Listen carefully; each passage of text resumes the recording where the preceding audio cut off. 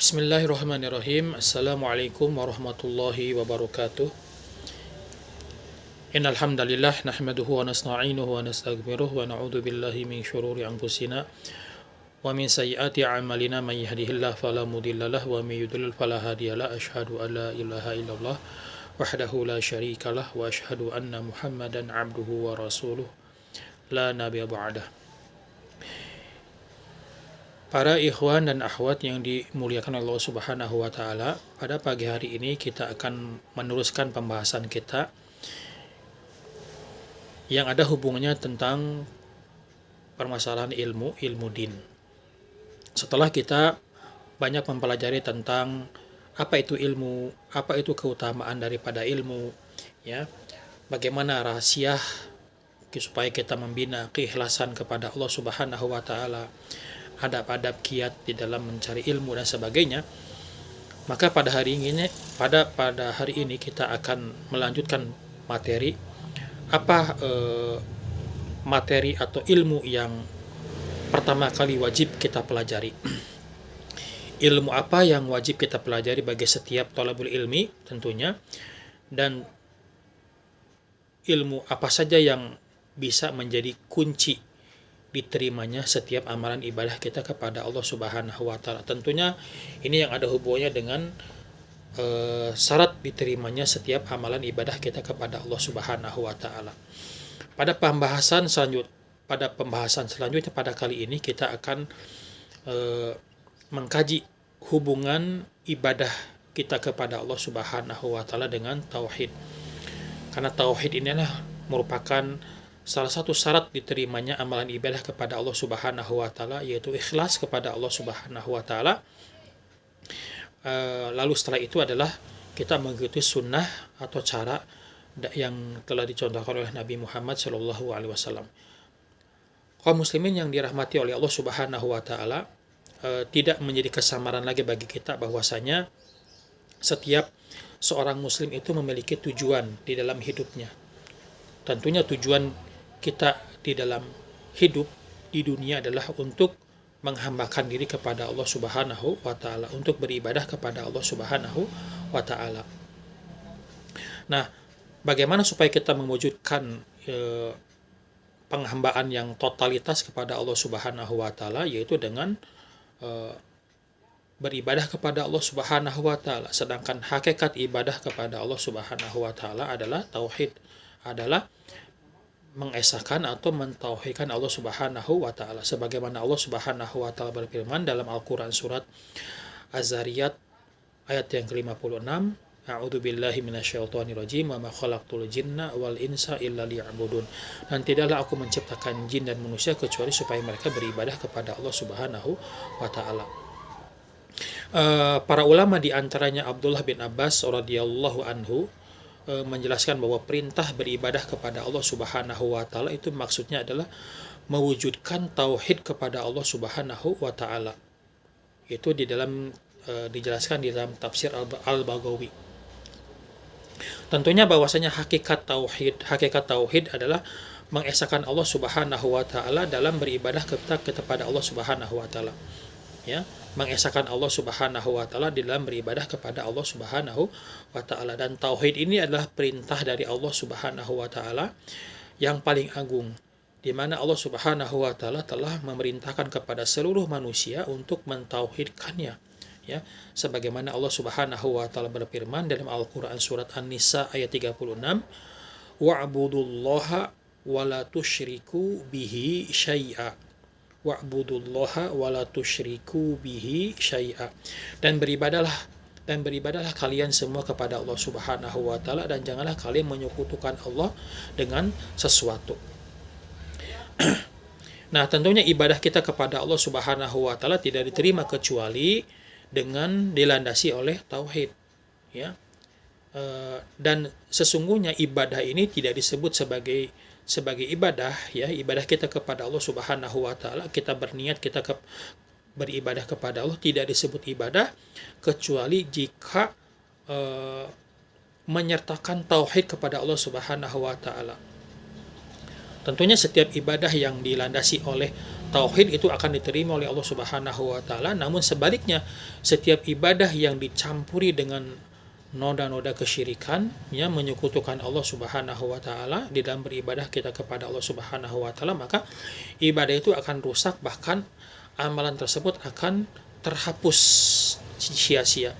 Dan tentunya pelakunya akan mendapatkan balasan berupa azab dari Allah Subhanahu wa taala kelak di neraka, sebagaimana Allah Subhanahu wa taala berfirman di dalam Al-Qur'an surat Al-An'am ayat 88, walau asyraku lahabitu anhum ma kanu ya'malun.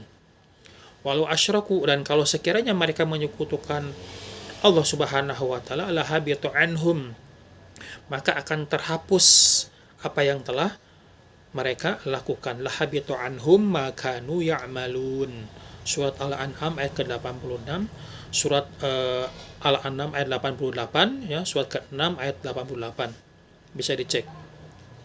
Dan juga Allah Subhanahu wa taala berfirman di dalam Al-Qur'an surat Az-Zumar ayat 65, ya, surat yang ke-39 ayat 65, walaqad uhiya ilaika wa ilal ladzina min qablika la in asyrakta la yahbatanna 'amaluka wa la takunanna minal khasirin.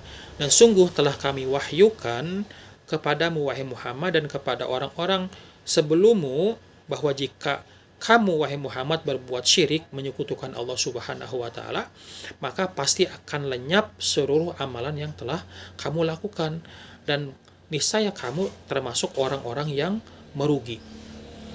Jadi ini bahwasanya ayat ini berkenaan dengan peringatan dari Allah Subhanahu wa taala kepada baginda Rasulullah sallallahu alaihi wasallam apabila beliau melakukan kesyirikan kepada Allah Subhanahu wa taala, maka akan terhapus segala amal perbuatan kebaikannya. Apa gerangan dengan kita sebagai umat Nabi Muhammad yang tidak maksum, yang tidak terjaga dari dosa, jikalau melakukan amalan perbuatan yang disertai dengan kesyirikan, maka akan terhapus dengan sia-sia. Ya, amalan kita akan sia-sia, terhapus, dan kita akan mendapatkan azab di sisi Allah Subhanahu wa taala jikalau kita tidak bertobat, tidak kembali kepada Allah Subhanahu wa taala. Nah, tentunya tauhid inilah merupakan kunci kebahagiaan di dalam hidup, baik di dunia maupun di akhirat. Sebagaimana Allah Subhanahu wa taala berfirman dalam Al-Qur'an surat Al-An'am ayat ke-82, surat ke-6 ayat 82, a'udzubillahi minasyaitonirrajim, alladzina amanu wa lam yalbisu imanahum bidzulmin ulaika lahumul amnu wa hum muhtadun. Orang-orang yang beriman dan tidak mencampurkan keimanannya kepada Allah Subhanahu wa taala dengan kezaliman atau kesyirikan maksudnya, maka mereka itulah orang-orang yang diberikan keamanan, dan mereka itulah adalah orang-orang yang akan diberikan petunjuk oleh Allah Subhanahu wa taala. Artinya seorang muslim jikalau dia ingin meraih kebahagiaan di dunia maupun di akhirat, diterima segala amal perbuatan kebaikannya, tentram kehidupannya, diberikan keamanan, diberikan hidayah dan taufik oleh Allah Subhanahu wa taala, diberikan kesuksesan baik di dunia maupun di akhiratnya, maka dia harus memurnikan, membersihkan akidah, ideologinya, tauhidnya dari segala noda-noda kekotoran atau kezaliman. Harus membersihkan tauhidnya, dia harus membersihkan akidahnya dari noda-noda kesyirikan. Kenapa? Karena kesyirikan ini merupakan kezaliman, kegelapan. Sehingga pelakunya itu dia bukan beribadah kepada Allah, tetapi dia beribadah diberikan kepada selain Allah Subhanahu wa taala yang merupakan hak sebenarnya bagi Allah Subhanahu wa taala. Dan Allah Subhanahu wa taala mengatakan inna syirka la dzulmun adzim, sesungguhnya kesyirikan ini adalah merupakan kezaliman yang sangat besar, di dalam Al-Qur'an surat Luqman ayat ke-13. Juga Rasulullah sallallahu alaihi wasallam bersabda, hak Allah atas hambanya, ya, hak Allah atas hambanya adalah hendaknya mereka beribadah hanya kepada Allah Subhanahu wa taala dan tidak menyekutukan Allah dengan sesuatu apapun, di dalam hadis Bukhari dan Muslim. Juga di dalam firman Allah Subhanahu wa taala bahwasanya tauhid inilah merupakan ilmu yang paling utama untuk dipelajari, sebagaimana dalam Al-Qur'an surat Muhammad ayat ke-19, a'udzubillahi minasyaitonirrajim, fa'lam annahu la ilaha illallah wastaghfir li dzambik walil mu'minina walil mu'min. Fa'lam annahu la ilaha illallah wastaghfir li dzambik walil mu'minina wal mu'minat wallahu ya'lamu mutaqallabakum wa mathwakum. Maka ketahuilah bahwa sesungguhnya tidak ada ilah yang wajib disembah kecuali Allah Subhanahu wa taala, maka mintalah ampun atas segala dosa-dosanya. Jadi firman Allahnya dijelaskan di situ fa'lam annahu la ilaha illallah, maka ketahuilah bahwasanya sesungguhnya tidak ada ilah yang wajib disembah kecuali Allah Subhanahu wa taala, wastaghfir li dzambik, dan memohon ampunlah dari segala dosa-dosamu, walil mu'minina wal mu'minat, ya, dan bagi orang-orang yang beriman dari kalangan laki-laki dan orang-orang beriman dari kalangan perempuan. Wallahu ya'lamu mutaqallabakum wa mathwakum. Jadi intinya bahwasanya inilah salah satu amalan kita ingin diterima oleh Allah Subhanahu wa taala, yaitu dengan mentauhidkan Allah Subhanahu wa taala. Bahkan tauhid inilah merupakan risalah yang pertama kali perintahkan oleh Allah Subhanahu wa taala kepada setiap para nabi dan rasulnya. Artinya bahwa setiap para nabi dan rasulnya diperintahkan oleh Allah Subhanahu wa taala untuk mendakwahkan tauhid, keimanan kepada Allah terlebih dahulu, selain memerintahkan ibadah kepada Allah Subhanahu wa taala. Di dalam firman Allah Subhanahu wa taala juga jelas di dalam Al-Qur'an surat Al-Anbiya ayat 25, ya, surat Al-Anbiya surat ke-21 ayat 25, Allah Subhanahu wa taala berfirman, wa ma arsalna min qablika mir rasulin illa nuhi ilaihi annahu la ilaha illa ana fa'budun. Dan tidaklah kami mengutus sebelum kamu, wahai Muhammad, seorang rasul, melainkan kami wahyukan kepadanya bahwasanya tidak ada ilah yang wajib disembah kecuali aku, kata Allah. Maka sembahlah aku saja. Jadi disitu berperintah Allah Subhanahu wa taala untuk menyembah kepada Allah saja. Dan juga setiap para nabi dan rasul semua diperintahkan untuk mentauhidkan Allah Subhanahu wa taala dan mendakwahkan tauhid ini kepada seluruh umatnya, termasuk kepada rasul pertama yaitu Nabi Nuh alaihi salam, sebagaimana Allah Subhanahu wa taala berfirman di dalam Al-Qur'an surat Al-A'raf surat ke-7 ayat ke-59. A'udzubillahi minasyaitonirrajim. Laqad arsalna Nuhan ila qaumihi faqala ya qaumi ibudullaha ma lakum min ilahin ghairuh inni akhafu alaikum adzaba yaumin azim. Sungguh kami telah mengutus Nuh kepada kaumnya, maka dia pun berkata, wahai kaumku, sembahlah Allah saja, tidak ada bagi kalian ilah atau sembahan selainnya.